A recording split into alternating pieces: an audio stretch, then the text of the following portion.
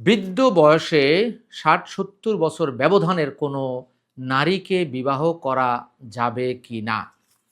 যেকোনো বয়সের নারীকেই বিবাহ করা যায়। তবে যিনি বিয়ে করছেন তার উদ্দেশ্য সম্পর্কে অবশ্যই জানতে হবে।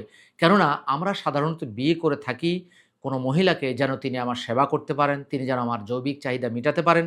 কিন্তু ৬০-৭০ বছরের একজন মহিলাকে বিয়ে করে আমার কি লাভ হবে? তিনি কি আমার কোনো সেবা করতে পারবে? তিনি কি আমার কোনো জৈবিক চাহিদা পূরণ করতে পারবেন? বিষয়টি যদি এমন হয় যে কেউ কাউকে কথা দিয়েছেন অথবা কারো কোনো সম্পত্তি আছে সেটা গ্রহণ করার জন্য তিনি তাকে বিয়ে করছেন, অথবা তার কোনো পারিবারিক সম্পর্ক রয়েছে সে কারণে তিনি বিয়ে করছেন। ব্যক্তি যদি তার উদ্দেশ্য অনুযায়ী বিয়ে করেন তাহলে অবশ্যই সেটা জায়েজ।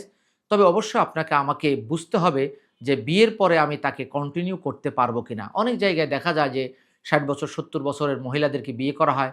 বিয়ে করে তার সম্পত্তি হাতিয়ে এরপরে তাকে ফেলে রেখে অনেকে চলে যান। এটা যেন না হয়। অর্থাৎ উদ্দেশ্য অনুযায়ী আপনাকে আমাকে এই বিয়েগুলো করতে হবে।